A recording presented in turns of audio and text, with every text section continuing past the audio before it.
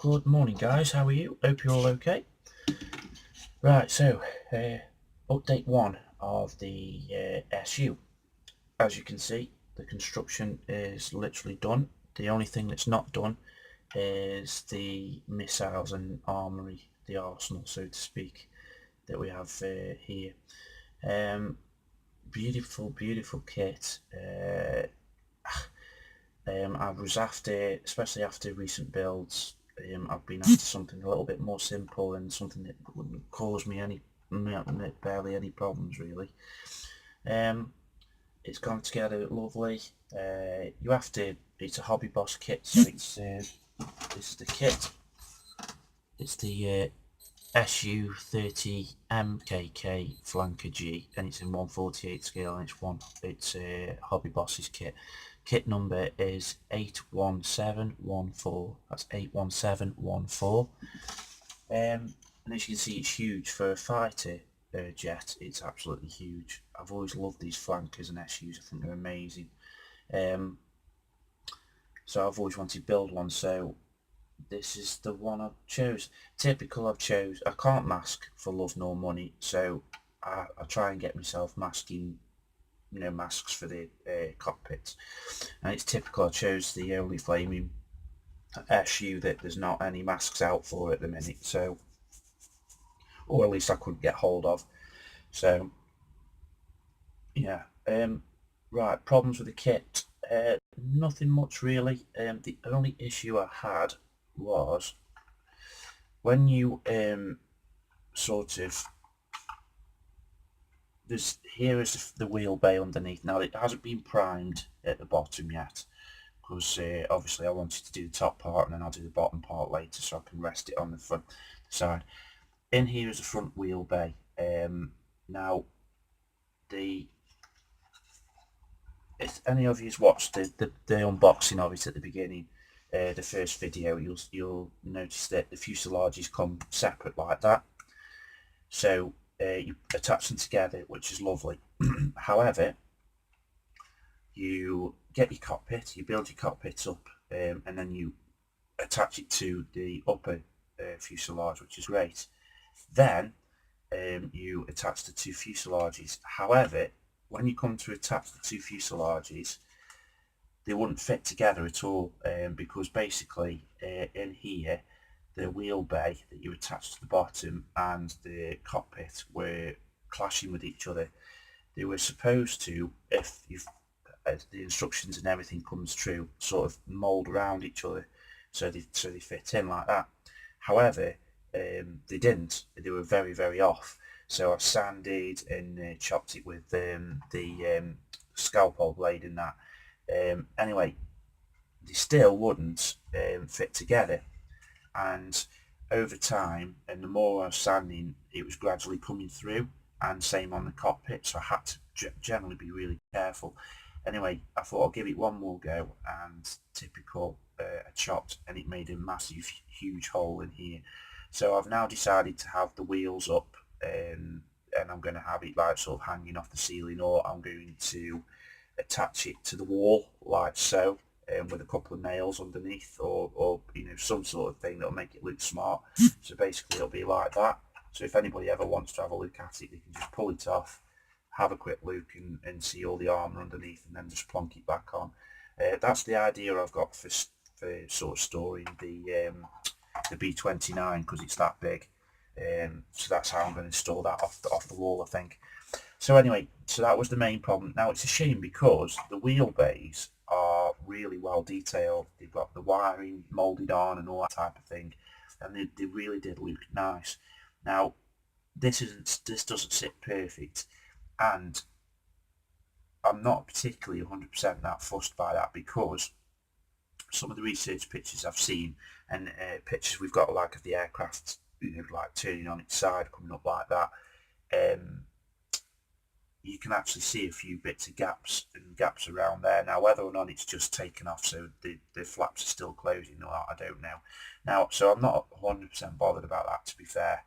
And again, it's my first, it's my first massive sort of modern aircraft fighter jet, so I'm giving myself a break on this one. the sort of the front. I'm not 100% sure. So you as the council will probably nail me for this. But this, you can actually have the option of building this out, this antenna here. Now I think that's an environmental thing, so it detects the weather and sort of that type of thing coming on.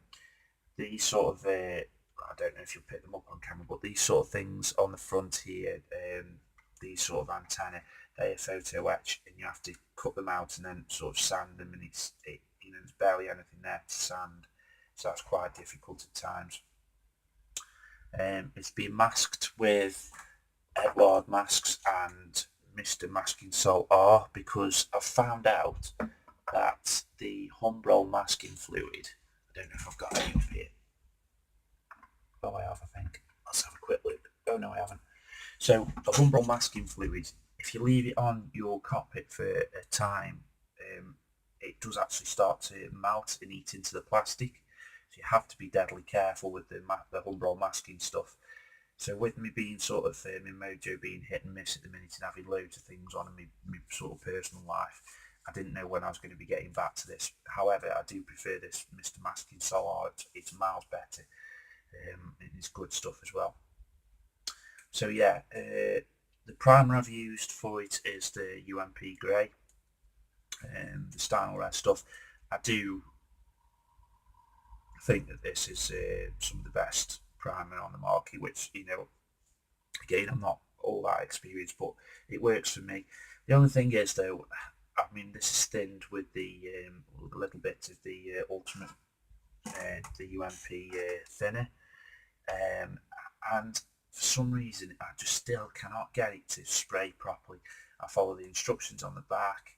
Now I know it's obviously me, it's my fault, it's got nothing to do with the product, it's my fault because everybody else seems to be doing it fine, and it does work at times, but I just have to keep making sure everything on top of it and that. So yeah, now what I'm actually doing is I've got another couple of bottles of this thanks to Hallidan, Glenn. He got me a couple of bottles of the bigger brand, which is a grey stuff again. I've actually used a bit of leveling thinner in it, which is this Mr.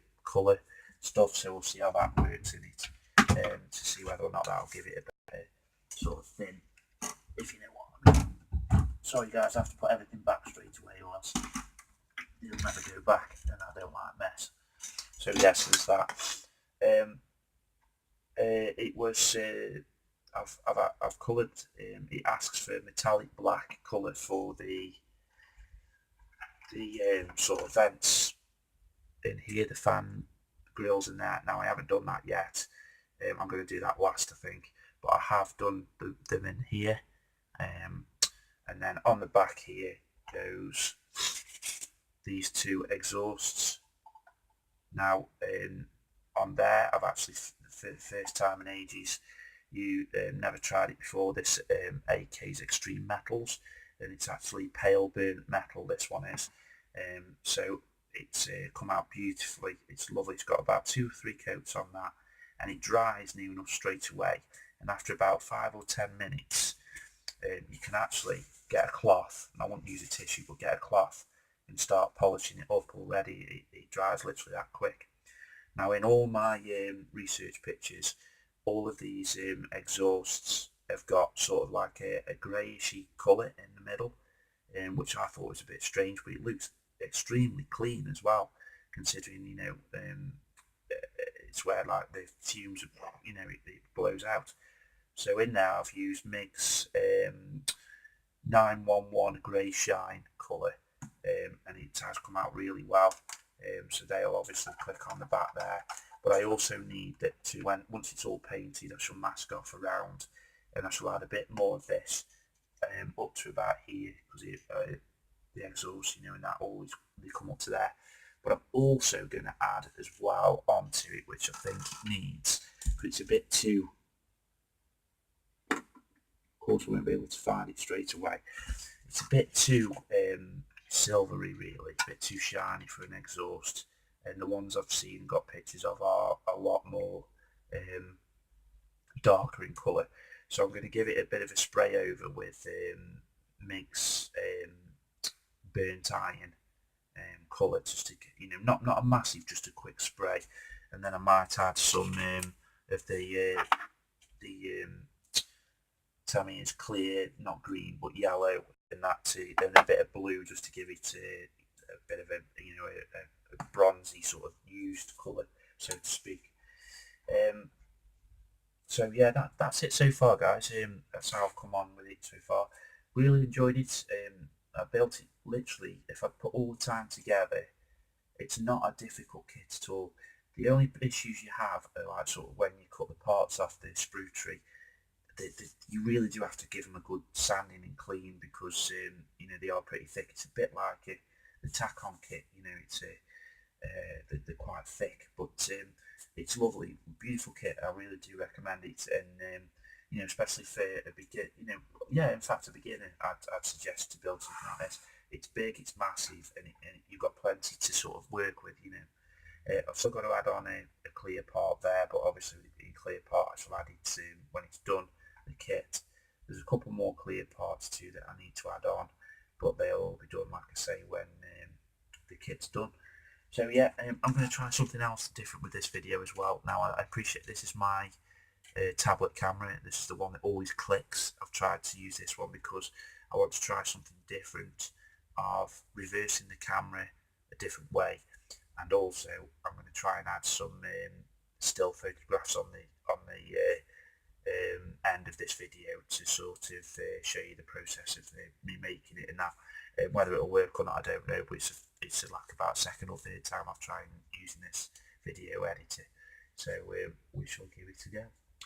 Anyway guys, hope you're well, hope you'll stay safe, and may the force be with you.